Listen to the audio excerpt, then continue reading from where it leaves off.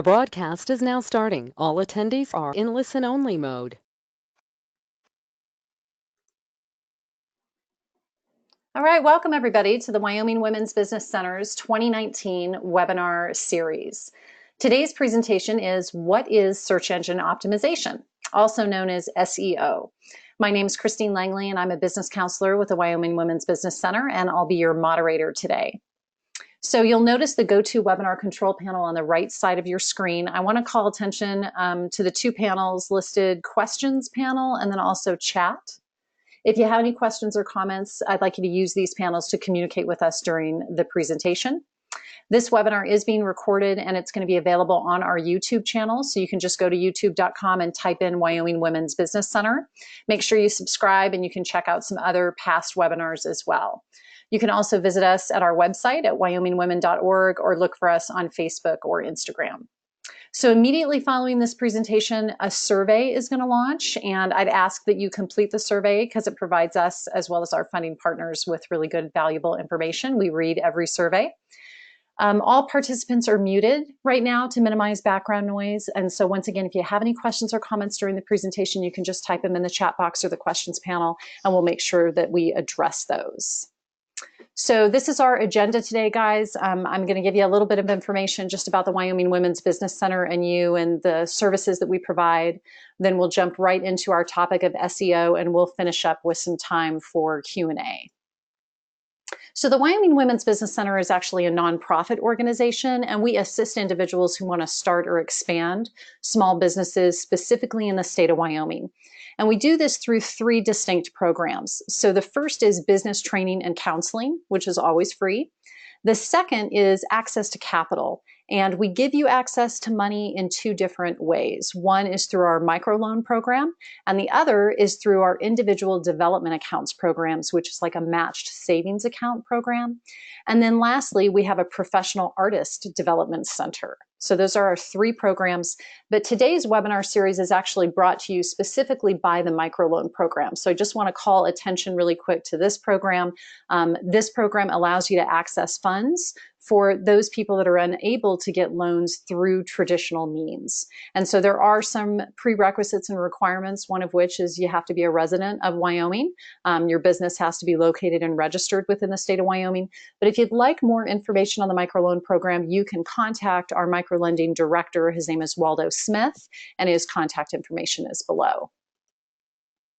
All right, guys, so I'm actually going to switch over presenters right now to my colleague with the Small Business Development Center, Nick, and he is going to pull up his screen so that we can start that presentation.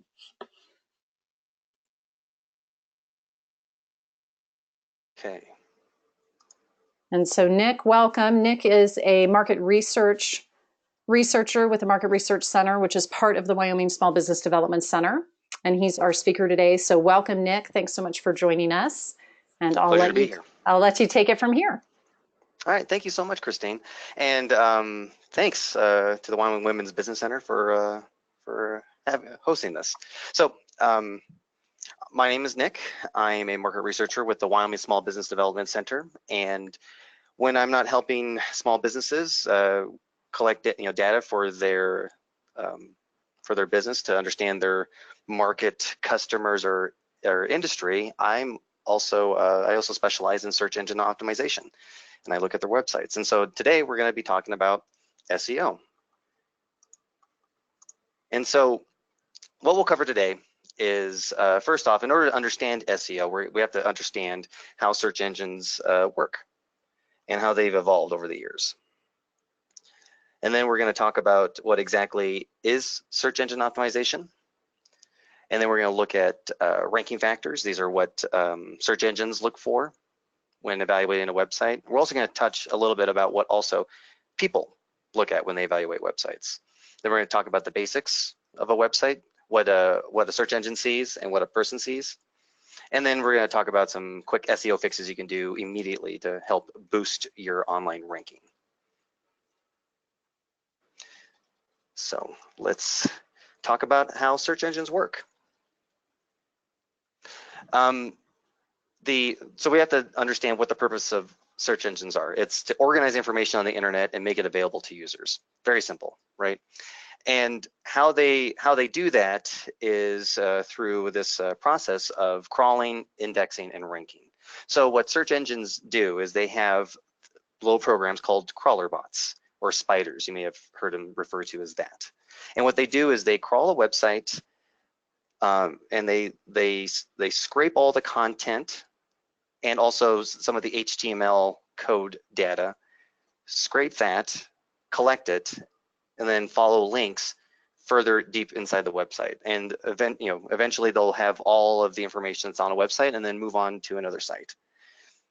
And what they do with this information is they put it in their massive index. So the things that that they are looking for is like keywords, right? Kind of, and trying to get a gist of what the website is about, and also looking at other, other markers in their HTML code, like the page titles and descriptions, to kind of get an understanding of what the website's about. We'll cover that in a minute. Just wanted to let you know that's how it works. And then it puts it all into this big algorithm that then sorts it and ranks it and applies a whole bunch of factors to ranking factors, and spits out the results that you see on a search engine result page. And so to talk about before we get into the factors, the ranking factors, it's good to kind of talk about how they've evolved over the years. So back in the pre-Google age, if you guys remember websites from the 90s and using search engines in the mid to late 90s before Google, how it worked was that these search engines would they had crawler bots that they would scrape the website and then follow the link and move on to the next one. And they were just looking at keywords and keyword placements, and they would and that's how they would rank it. So if you're a movie review site and your content had a bunch of things at the top of the page that said, movie review site, here are all the movies we're reviewing, the search engine would say like, okay, these guys must be like a good site for movie reviews. Now, as time went on, you started seeing people trying to game the system and doing things like keyword stuffing, right? Putting like hundreds of keywords into either like the content itself, like hidden from visual, visually hidden, so that only search engines could see it, or putting it in their code.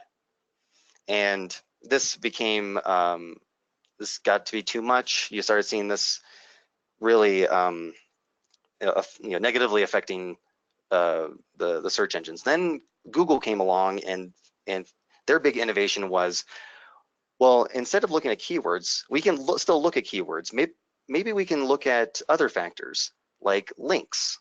So the way that the big insight that they had is they started noticing that quality websites, they noticed that people, if someone found a website and it had quality content, they would link from their site to that site. And so they started looking at links as kind of votes, right? As the wisdom of the crowd. And so it's likely that a site that has a lot of good quality links from good quality pages probably has quality content. And that was the kind of the beginning of how Google started taking over. And eventually, we get to this, to this point where you may remember where, Google was the dominant search engine, and they started putting things into, started organizing all the information into verticals or topics. You may have, you see this all the time, right? You type in something, and whatever topic it is, Google has all the kind of information that you would need for that topic. And so, but Google, the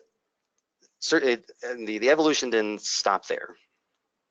Eventually, Google in order to kind of deliver more personalized and relevant results, started looking at mining data. So they started looking at our search history, our location history, our browsing history, even our purchase history, gathering up all sorts of data that they could in order to understand how people not only navigate the internet, like, but what exactly are they looking for? Are they finding the answers that they want?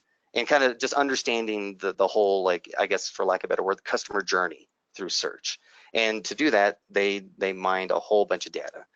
And that's how we're getting these personalized results that you see in the search engine results page. And then the next evolution after that, they started looking at social media and review sites, mining that information, looking for these social signals that say that that this restaurant is like the best restaurant in town, or that that this lawyer is like a really good lawyer based on all these customer reviews. So not only just looking at the content on the page, the keywords, the links, but also looking at what other people are saying about the business. And nowadays, the algorithm has really evolved and becomes very sophisticated. So on top of this, they Google has the algorithm has really grown in capability. So just to share a quick story. So back in 2013 or so, Google was quietly rolling out this program where they were hiring all these independent contractors to go through and grade websites, and looking at the page quality and the overall quality of the website. And they were given this criteria. They were looking at the quality and quantity of content on the page, the quality of the content about the business owner or the website owner, looking at their online reputation, looking at customer reviews, and seeing how, like, if they're judging the quality of their online reputation. Also looking at the site design, looking at, does this website look like it was built in 1998, or does it look like other modern, websites? And then they had to give it a grade, they had to look at all these characteristics and give it a grade on its expertise, authority, and trustworthiness. And what's interesting about this is that it's not like these people were judging these or rating these websites, and then that's Google's rating for the site. No. What was interesting about this is that Google was taking this information and feeding it to the algorithm. So what these humans were doing was teaching the algorithm what to look for in a website, because with all this data and with machine learning and artificial intelligence technology that they have now, the Google algorithm can basically has like a basic reading level, like an 8th grade reading level. And with all this human input, it's teaching the algorithm, it's teaching the search algorithm how to see a site like a human. And although, I mean, there are some hiccups, obviously it's not like that sophisticated where it's like some crazy, like AI that's all knowing. But it has enough of these markers to understand what makes for a good website, what makes for a bad website. So just to keep that in mind, that the Google algorithm is quite sophisticated. So now we're going to talk about SEO. So what is SEO? Strategies to increase your site's ranking in search engines. So things to remember, at least for me, when I'm looking at SEO, it's always good to keep Google's mission statement top of mind, which is to organize the world's information and make it universally accessible and useful. So basically, given how Google's search algorithm has evolved over the years, it's best just to remember you got to make a website that's for people and not search engines. That's the big thing. And then to also just keep in mind the marketing basics, right? Because it's just no use trying to game the search engines. The best thing to do is just write for people, and also just be aware of the basics of marketing, right? Which are, know your customer, knowing how to craft a message that speaks to your customer, and then communicating a message that has a good, strong value proposition, and also a good call to action that drives them to whatever your business goals are, which could be, if it's e-commerce, it's, selling, having them go through the checkout process on your site, buying a product there, or if you're a service business or you're a professional, it's, maybe it's reading all the stuff, all the content on your site that explains in detail your product, your services, and then, signing up for a newsletter. Whatever your business goals are, just keep those in mind. And so with Google and other search engines, there's hundreds of ranking factors, and even like 10,000 sub-factors that experts believe are used to rank sites. We're obviously not going to cover all of them. We're just going to cover the basics that are within your control and that also have the most impact. So we're going to talk about looking at your website from two angles. We're going to be looking at it we're going to look at how search engines see it, which is more of kind of like the behind the scenes, like the code, the technical side, and then also the front-facing human side. So we're going to start with looking at what do search engines see when they look at your website? Well, they look at your HTML code. And within the HTML code, there are certain tags, right, for your page titles, page descriptions, and tags that have descriptions for your images, for instance. It's going to look at those to try to get a gist of what's going on the website. What is the website about?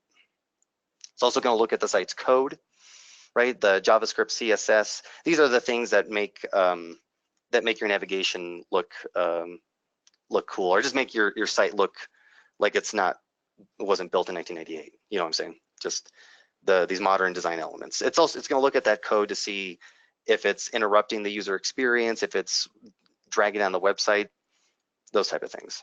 It also looks at the robots.txt and XML sitemap files. These are like a code that speaks to the search engine, that tells them where they could crawl an index and where they can't, and gives them a good kind of like an outline of the entire website. The search engines also look at page speed. So for instance, Google has said that on mobile, if it doesn't load within like a second, you're gonna start lose visitors. And then for a desktop, it's like maybe 2 seconds. So it has to be very, very fast, because they're just responding to what people want, right? People don't want to sit around for 5 seconds waiting for a page to load. So they look at page speed. They also look at mobile friendliness, whether a website looks good on your phone, and or it doesn't look like a desktop version scrunched onto a small iPhone. And then they also look at the quality of links from other websites. So to kind of give you an idea of what these all look like, this is what HTML code looks like. So this is actually our website.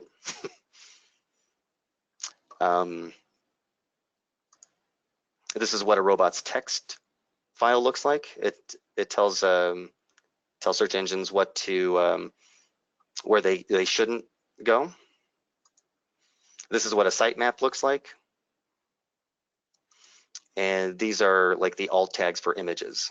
So as you can see, it's all in code. So, but the main point is that you don't have to worry about this. This is all like behind the scenes stuff, but just be aware of it, because these are the things that search engines look for. Okay, now we're going to talk about what humans pay attention to.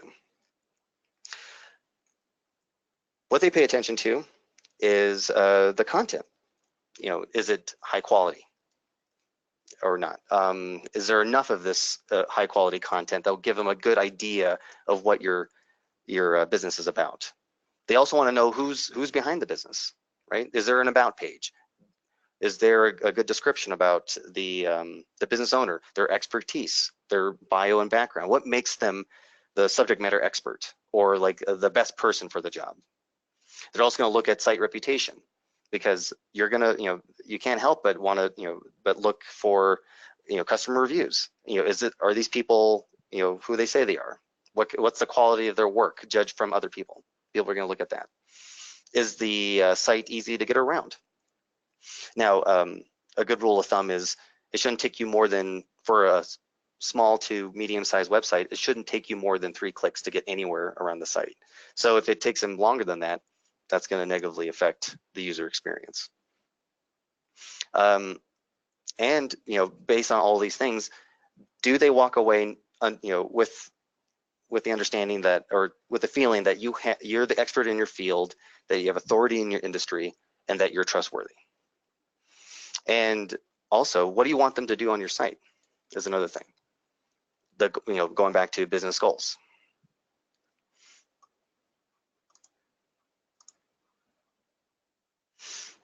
And so the things that that are in your control are the on-the-page factors, the front-facing factors that are on your website. So keep in mind, these are the things. These are the things to keep in mind. That you want to have high-quality content with a targeted message that's driving visitors towards your business goal. You also want to have page titles and descriptions that are below the character limits, and we'll talk about that. Are descriptive, have the kind of keywords. These are the words that people type in to look for your type of business or your type of service or product, and that are also specific to the page. You'll also want to make sure that you have your business name, address, and phone number at the top of the page. This helps Google kind of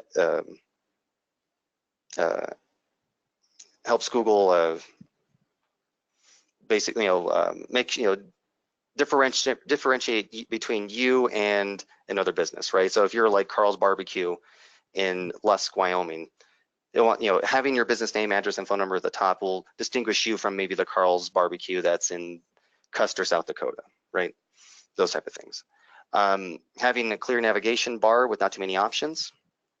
So just stick to the basics, right? Which are your home page, an about page, contact page, and a page that outlines your products or services. And also making sure that your site is mobile friendly.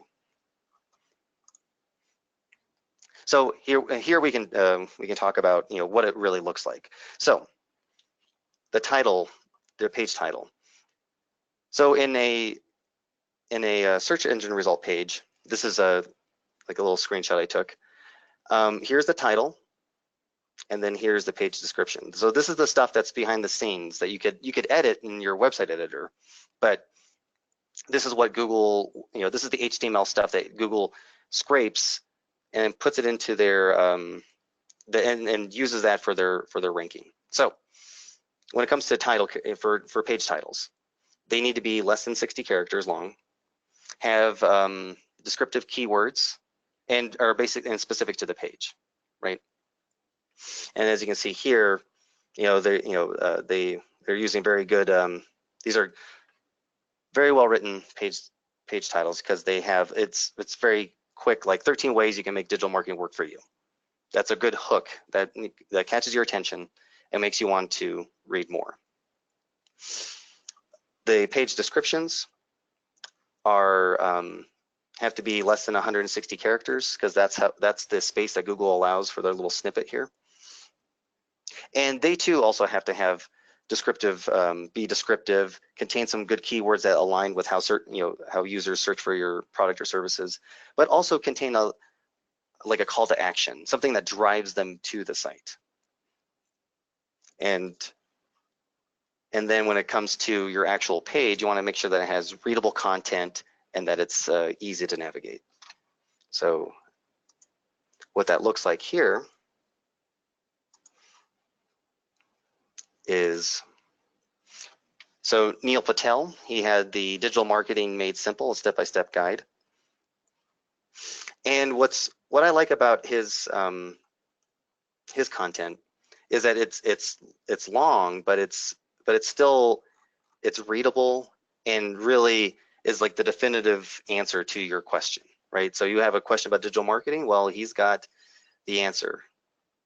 But as you can see, he breaks up the text, he includes images, it's easily skimmable. So the content is just very easy to read. So when you're going through your website, you want to make sure that that the content is easy to read, easy to skim, but still have take away like some information, and also include some pictures, and just has a good layout in that regard. And also looking at his navigation, very simple, right? There's no nested menus. It's very clear, the blog, newsletter, the tools, and all of his products, his products, his services, and then a contact page. Very simple. All right, let me go back.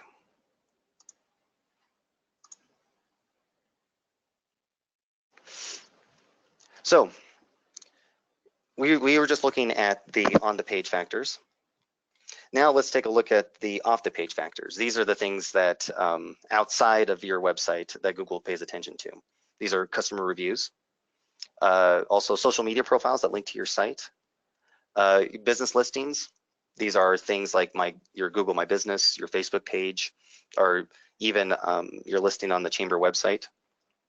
Those are things that Google looks for, and links from quality websites. So, and that could also be the Chamber website as well. The bottom line is that that Google, in its search to try to organize the internet's, the information on the internet, is also, in order to organize that information, is also looking for your business. Think about it this way: it's trying to organize it and try to create a digital profile of your business. And how it does that is through all of this other data, right? Customer reviews about your site, that's information it uses to help create that profile.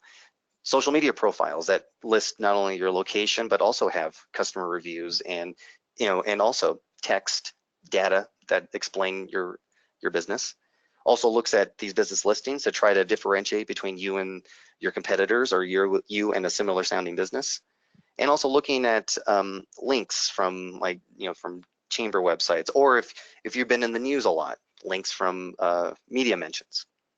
All these things get put into the algorithm and are used to help not only create that digital profile of your business, but also put you in the ranking, in the search engine results.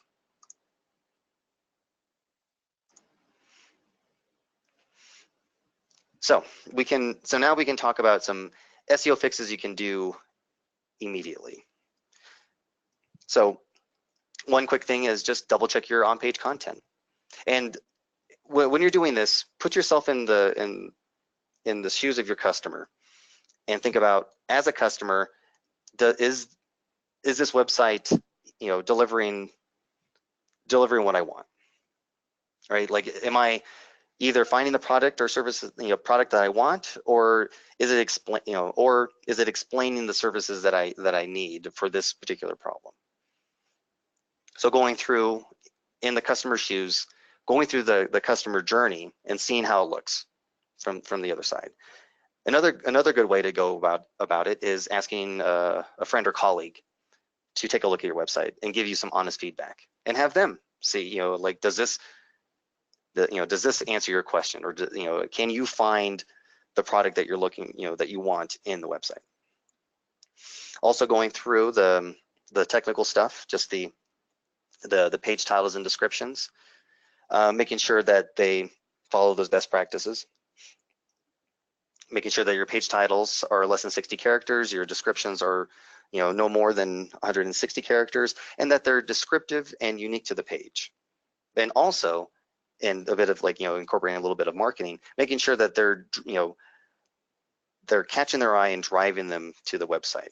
Also taking a look at your images and looking at those alt tags, and making sure that you have some descriptive keywords, or just any kind of quick and concise description of what's going on in the image. Because one thing to keep in mind is that Google cannot scan images, right? It's for as advanced as it is, it still hasn't got to the point where we can look at an image and see what it's all about. So Google is still very much a text-based kind of program, software. So you want to give it as much help as you can. So looking at your images and making sure that that the alt tag has those descriptive keywords that are describing the context of the image, or at least having some associated text around it, like a caption, or like referring to the image and the content on the page. Something so that Google can understand, like, oh, this is an image about this. Making sure that your site is being listed on business directories and on social media, because those are both, like I said, data that Google looks at to help create that digital profile of your business. Getting tools like Google Analytics. For those of you who don't know, Google Analytics is free, and it's provided by Google. And what it does is it helps track website traffic throughout your site. So you can actually sit there and see how many eyeballs, or how many people are looking at that website, how many people are clicking to this other page, where are they going, how long are they staying on the page, those type of things.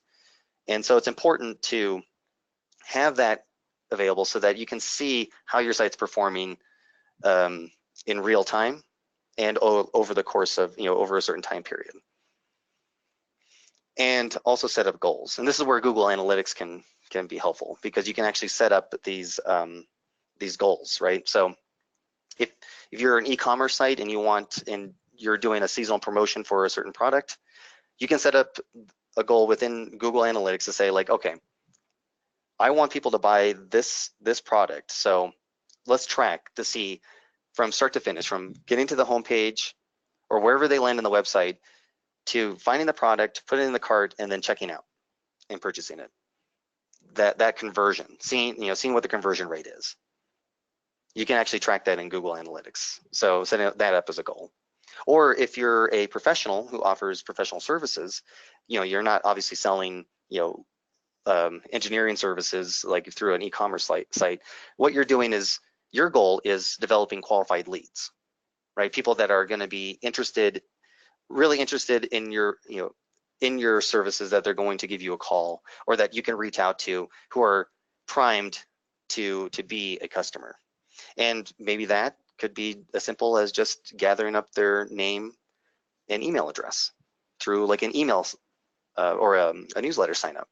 That could be the goal. So you can put that in Google Analytics, going like, I want to see from start to finish, however they get to the website, reading the content, understanding it, and then signing up for the newsletter because they really liked what they read and they want more. And that could be the conversion, seeing what the conversion rate is on that.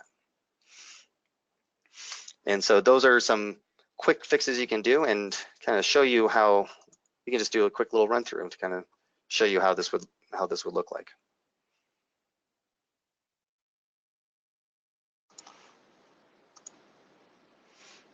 So we'll talk about business listings. So some easy wins you can do for your business listings to get those business citations in Google. There's a few things. Here's a service called Axiom, and I'll throw that into the chat here. Hold on.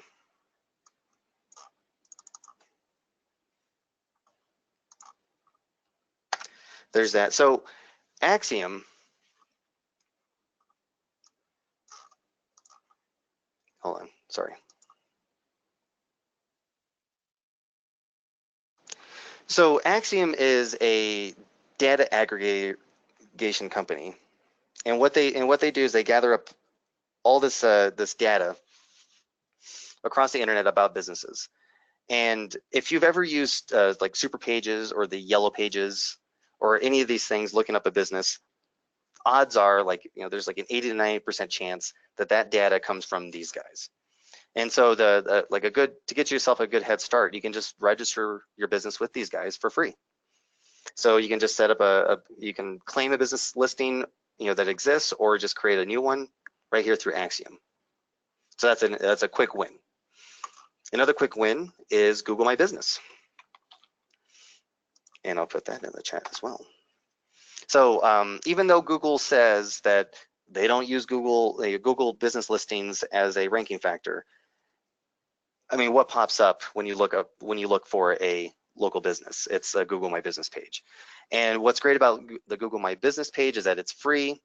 It also integrates with their Google reviews, and allows you to put photos of your business and all the business information, as you can see right there, your phone number, directions, all that kind of stuff. It's just more data that's out there about your business that helps Google and other search engines understand what your business is about. So that's one. Getting on there is crucial. Another quick win is through Apple Maps. Now, Apple has their own map app, just called Apple Maps, and so in order to kind of capture those people that are using the Apple Maps to find local businesses near them, you can register for free with Apple Maps, so that you can capture the iOS users out there that are doing local search and are looking for possibly looking for your product or service, your business. So those are some easy wins when it comes to getting your business registered, and of course, getting a I forgot to mention, getting a Facebook page or some kind of social or any social media page profile. This will help give businesses a good idea, or help give search engines a better idea about your business. So, for instance, I was up in Sheridan this summer, and I found these guys, Bonafide Food Truck and Catering. It's good to it's good to have a Facebook page because one, it has reviews, and also has an about page where it has all of their business information, their address, a link to their website, email, and a bit about them, and the phone number. So these are, like I said, these are all these little data points that Google uses to help create that digital profile of your business, and also, and also customer reviews. And what's great about these guys is that they also respond. So they like all of these good reviews. They also say thanks, and they respond. So those are other like indicators that show that that bode well for your business, and it's just giving search engines more data about you. Now, when we're talking about the content on the page, just making sure that the content is scannable, but it's also detailed enough, quick and detailed enough to give you kind of the gist of what they what you do, and also driving users deeper into the website. So with Moz, these are a digital SEO company. What's great about their website is that they have not only a product, they have these SEO tools. They also have resources, and these are like a knowledge, like a learning center. So they have a lot of good quality content that explains not only what they do, but also kind of explains search engine optimization and tips and tricks. But as you can see, the page is well laid out. It doesn't have long blocks of text. It's driving you to where you want to go. So if you're looking for the tool set, here's the quick link to that. Or if you want to know more about their other solutions, they're here. Gives you some more information about them and what they've done, and links to their knowledge center. So this is just a good example of a website doing real, having good content on their page that's not overwhelming the users and is easy to read.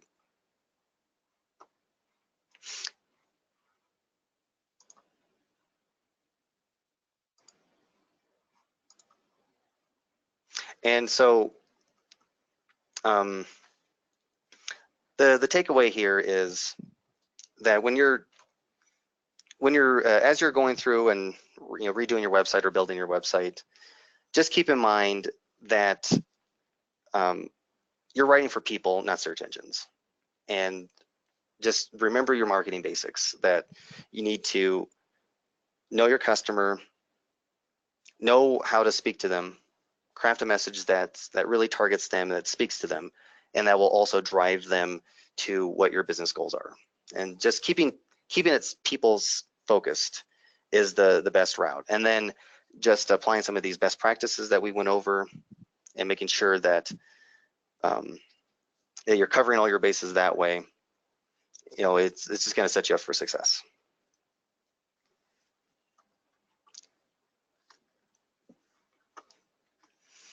And so now we can, I got time for some questions. Okay, awesome. So I just switched over back to my screen, and we do have a couple of questions that came up. I don't know that they're specifically related to SEO.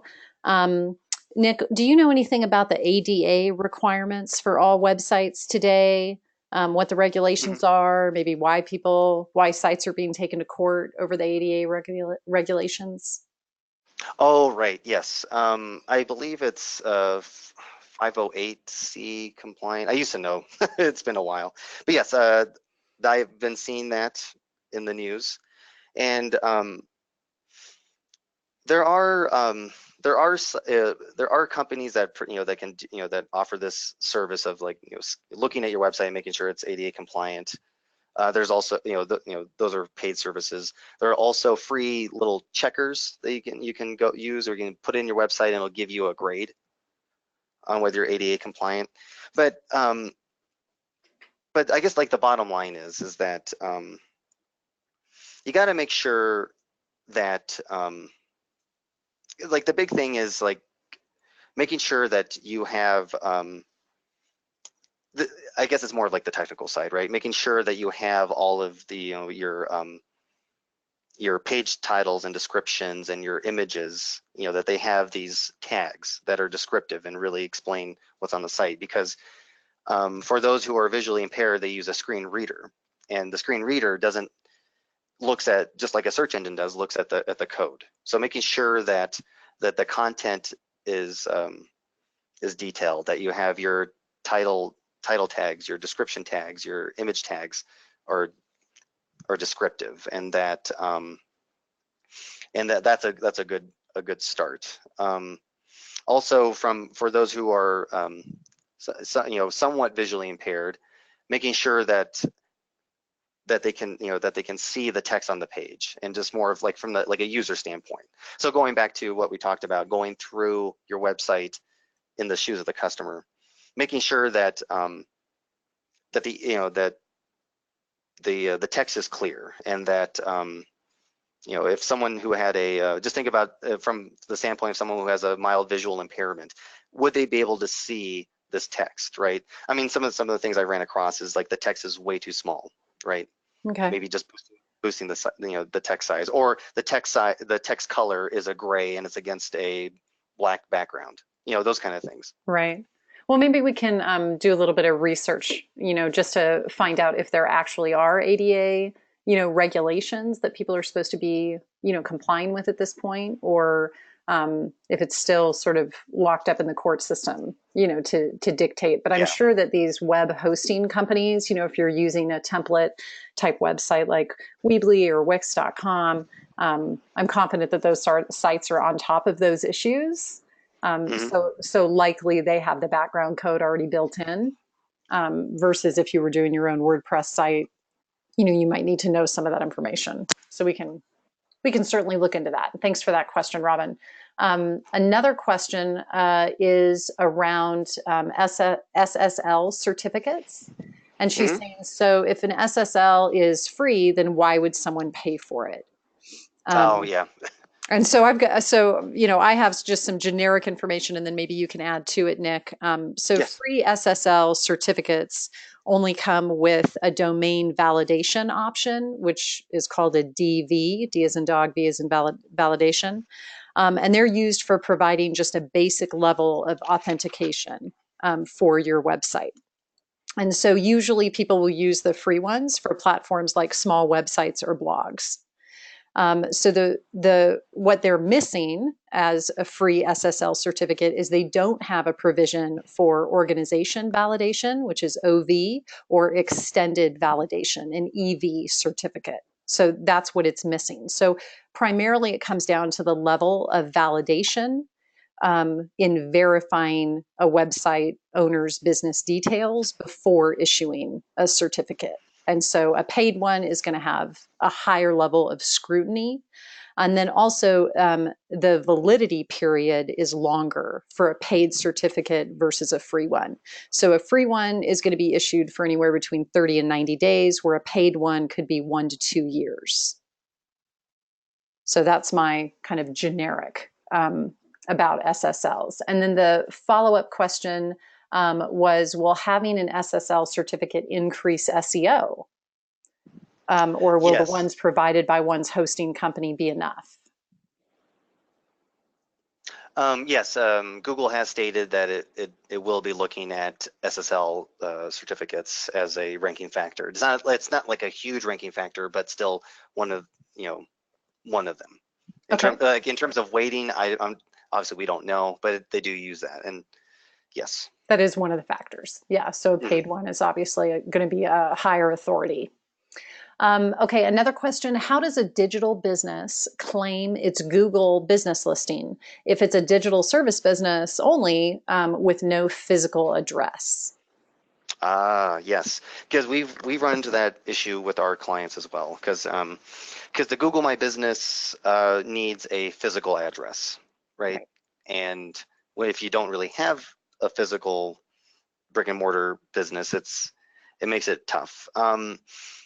The best way to go about it would be to, well, I don't know, Christine, are you guys working, partners with Google partners? So we are doing some Google presentations, through their professional development side for small businesses. I do know that right now you can list a physical address for your business and then check a box that you don't want that physical address to show when people search for your business. So that has helped people that have home-based businesses or mobile businesses where they don't want to appear in a map search, but they still want a Google My Business listing. So that's the way we've gotten around it at this point, because Google is based on their map. It's based on their Maps program, and so they want a physical address. So one of the recommendations that we have is using an address of a co-working space. Or finding a physical location that will allow you to use their address. So for example, I have a client that was a carpet cleaner and it was a home-based business, but he sort of quasi partnered up with a carpet store, and that carpet store let him use their physical address for his Google My Business listing. So there's some ways around it in order to get that physical address listed. Okay, so hopefully that helped, Tracy. And then lastly, Robin was just asking, she says she does self-design, so she's wondering about the new ADA regulations. And so Robin, we'll do some research on that, and I've got your email address, and we'll get back to you if we find anything in stone that's come out at this point. All right, everybody. Well, thanks for the questions. We appreciate it. The Women's Business Center is made possible through lots of partnership agencies, but our primary funding comes from both the Small Business Administration and the Wyoming Business Council. And so we certainly thank them for their support and guidance of all of our partners, and look forward to working with them going forward. So this is contact information for the Women's Business Center. If you ever have any questions around business counseling or any trainings that we do, we encourage you to reach out to us. And again, our microlending director, Waldo Smith, if you're interested in our microloan program. So when we close out this webinar today, you're going to have a survey pop up. We'd really appreciate it if you just take 10 seconds and complete that survey so that we can improve webinars going forward.